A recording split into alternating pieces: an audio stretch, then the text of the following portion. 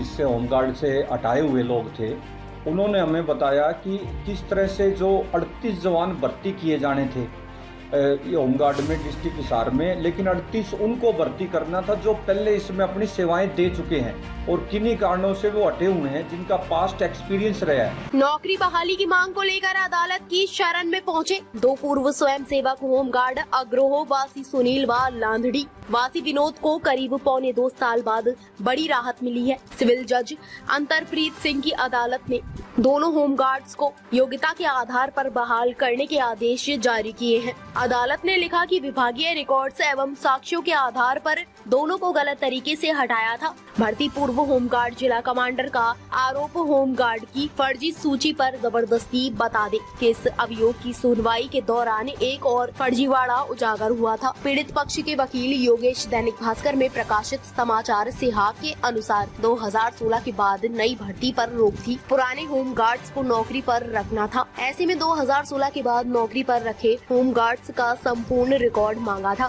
संबंधित मुख्यालय की तरफ से अधिकृत कर्मचारी ने कोर्ट में जवाब पेश किया था। इसमें बताया कि नरेश नामक होमगार्ड का विभाग में पहले भी काम करने पुराना रिकॉर्ड साथ लाया हूँ, लेकिन बाकी 99 का रिकॉर्ड ढूंढने से नहीं मिला। इससे स्पष्ट है कि फर्जी तरीके से होमगार्ड्स को नौकरी पर रखा था जो अभी तक सेवाएं दे रहे हैं। ऐसे में इनके विरुद्ध भी हाई कोर्ट में रिट दायर करेंगे। इनकी सेवाएं निरस्त करने और फर्जीवाड़े में शामिल अधिकारियों व कर्मचारियों पर कार्रवाई करवाएंगे। ड्यूटी पर थे फिर भी गैर हाजिर बताकर नौकरी से निकाला। बाद में विभाग ने गलती भी मानी मगर रिज्वाइन नहीं कराया।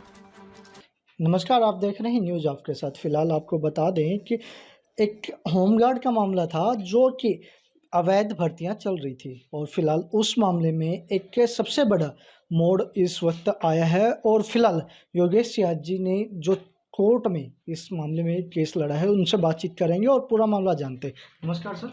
नमस्कार जी। क्या कुछ मामला था? होमगार्डों की भर्ती को लेके बड़ा खुलासा हुआ है।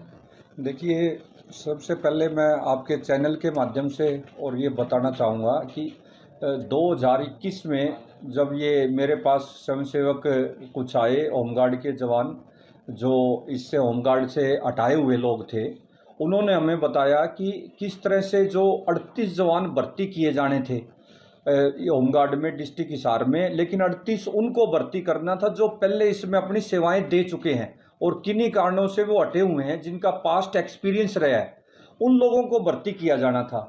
लेकिन यहाँ इतना बड़ा जो घोटाला, जो मैं कहूँगा एक फर्जीवाड़ा जो होमगार्ड में जो हुआ, उन 38 लोगों की एक सूची तैयार की गई, एक बोर्ड गठित किया गया 5 लोगों का। उन्होंने ये चयन करना था कि क्या पास्ट में इनका एक्सपीरियंस, इन्होंने कहीं काम किया हुआ है, तो लेकिन वो ना करके उन्होंने गलत ढंग से 38 लोगों की सूची तैयार कर दी। जो मेरे पास जो स्वयंसेवक जिन्हें ऑन ड्यूटी हटाया गया था, अग्रवा से सुनील थे, लांदड़ी से विनोद कुमार थे, और उनको उस लिस्ट में भर्ती ना करके उस भर्ती में 38 नए जवानों को भर्ती किया जा रहा था। उसके बाद जब मेरी जानकारी में आया, हमने ये कोर्ट में केस दायर किया सितंबर 2021 में जी। उसके बाद में माननीय न्यायालय ने, माननीय अंतरप्रीत जी कोर्ट ने उन 38 जवानों की भर्ती पर स्टे किया कि ये भर्ती पे रोक लगाई जाए, क्योंकि हमारी प्ली ये थी कि इस पे 38 पे जब तक रोक लगाई जाए जब तक ये केस डिसाइड ना हो। और बात करें तो इसके ड्यूटी किसकी लगी थी, किस डिपार्टमेंट के अंतर्गत होमगार्ड्स को लिया गया था?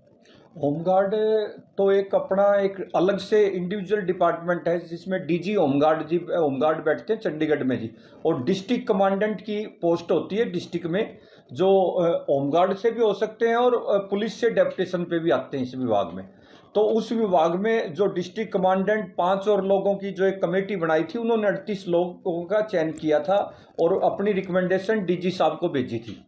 उन्होंने, डीजी साहब ने भी उसको अप्रूव कर दिया था। जब हमें इसका पता लगा कि इस तरह का, ये इन साथियों ने बताया मैंने कि हमारे साथ इस तरह से हम इतने दिन से धक्के ये लोग खा चुके थे, चाहे सीएम विंडो की बात हो, चाहे डीजी साहब के पास हो, गृह मंत्री अनिल विज जी के पास हो, इतने चक्कर काटे, इन लोगों को न्याय नहीं मिला। जब ये हमारे पास आए, हमने इनका कोर्ट में केस दायर किया, उसके बाद इनका स्टे हुआ उन 38 लोगों की भर्ती पर। और मैं आपको बड़ी विशेष बात बताऊंगा, 38 की भर्ती होने के बाद, स्टे होने के बाद, डीजी साहब ने इंक्वायरी के आदेश दिए। इंक्वायरी सीनियर आईएएस कौशिक साहब थे, उनसे उसकी इंक्वायरी करवाई गई तो उस इंक्वायरी में वो लिस्ट फर्जी मिली।